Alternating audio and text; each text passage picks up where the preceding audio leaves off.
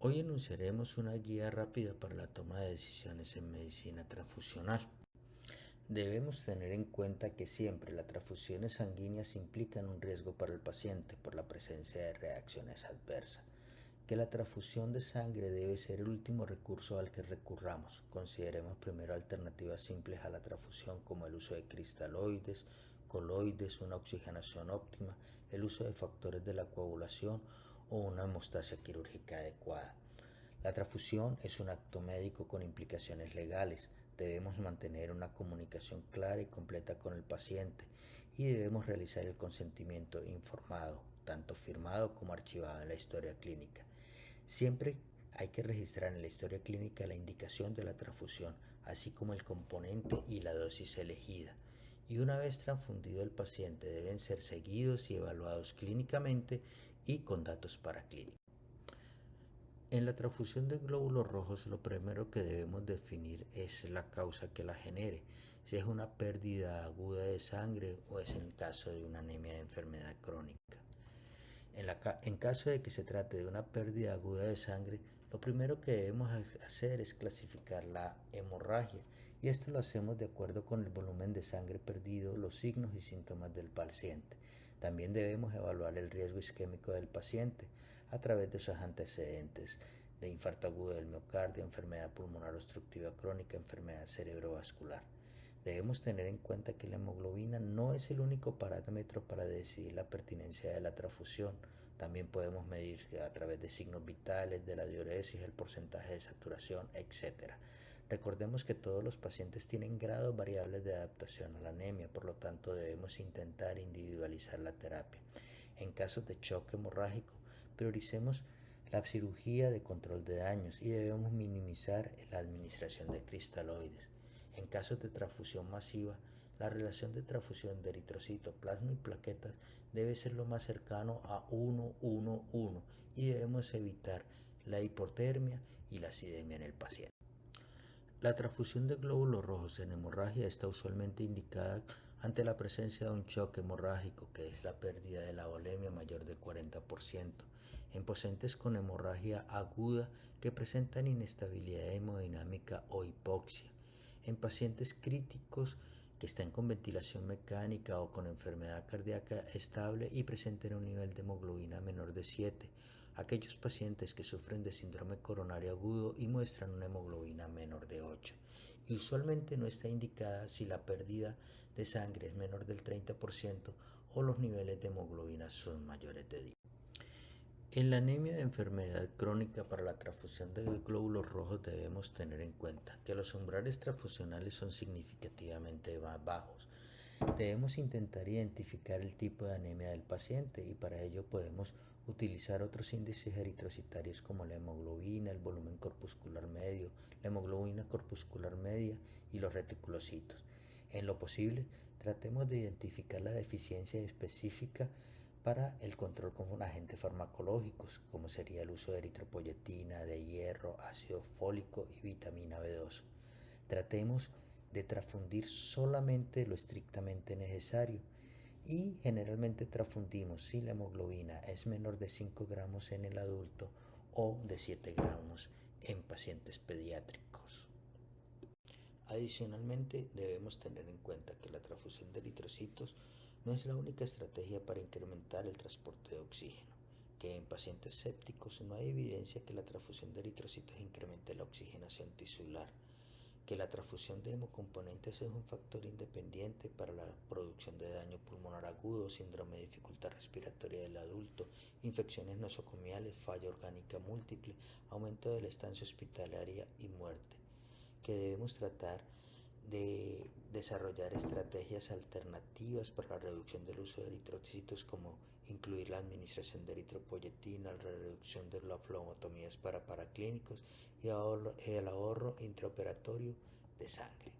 Cuando definimos transfundir una unidad de glóbulos rojos, lo ideal es que ésta sea del mismo grupo ABO y RH que el paciente, aunque en ocasiones hay otras opciones diferentes. En general, 8 a 10 mililitros por kilogramos es la dosis de eritrocitos que utilizamos y estos incrementan 1 gramo por decilitro la hemoglobina. siempre y cuando el paciente no esté sangrando ni hemolizando. En la transfusión de unidades de plasma fresco congelado, debemos definir si su uso es profiláctico o su uso es terapéutico. El uso profiláctico de plasma fresco congelado se define en aquellos pacientes que se encuentran sin sangrado y con un INR superior a 1.7. En aquellos casos que se les va a realizar de urgencia un procedimiento invasivo como la colocación de un catéter central, la realización de una toracentesis, paracentesis, punción lumbar, endoscopia o algún procedimiento de radiología intervencionista. Y la dosis a transfundir es de 10 a 15 mililitros por kilogramo de peso del paciente. O en aquellos casos que se presenta una sobreanticoagulación con warfarina. La primera medida a realizar es la suspensión del medicamento. En lo posible, tratar de realizar un manejo conservador, pero en aquellos pacientes que presentan alto riesgo de sangrado o un INR superior a 9, es indispensable en algunos casos la utilización de vitamina K oral, pero si el paciente requiere una reversión rápida, vitamina K en forma IV.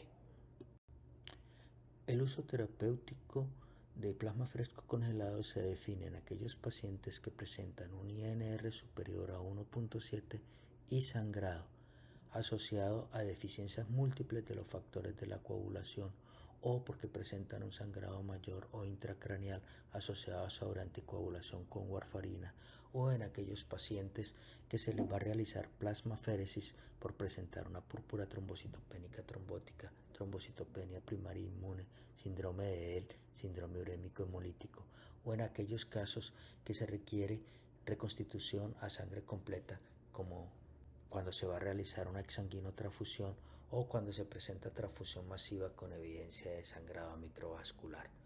Nunca está indicada para mejorar los tiempos de coagulación si el paciente no presenta sangrado o como reemplazo o expansor de volumen o con propósitos nutricionales, o si se ha definido o diagnosticado un factor específico de la coagulación deficiente o como aporte de proteínas plasmáticas o inmunoglobulinas o como deficiencia congénita de vitamina A. La compatibilidad de la unidad de plasma fresco congelado se hace con el sistema ABO, ya que no requiere compatibilidad con el grupo de RH. En algunos casos puede ser también de opción múltiple o única. Una dosis de plasma de 10 a 15 mililitros por kilogramo incrementan en un 30% los niveles séricos de los factores específicos. En caso de transfusión de plaquetas, se debe definir si es de carácter profiláctico, como en las trombocitopenias crónicas clínicamente estables, o si es de carácter terapéutico, como en las trombocitopenias con sangrado activo o con cirugía programada. Y los concentrados plaquetarios están usualmente indicados si los recuentos plaquetarios son menores de 10.000 y casi nunca están indicadas si los recuentos plaquetarios son superiores a 50.000. La escogencia de los concentrados plaquetarios para transfundir dependen de la compatibilidad ABO-RH que exista entre estos concentrados y el paciente, generalmente con opciones múltiples, pero en este caso son exclusivas el RH negativo, el cual solamente puede recibir unidades RH negativas.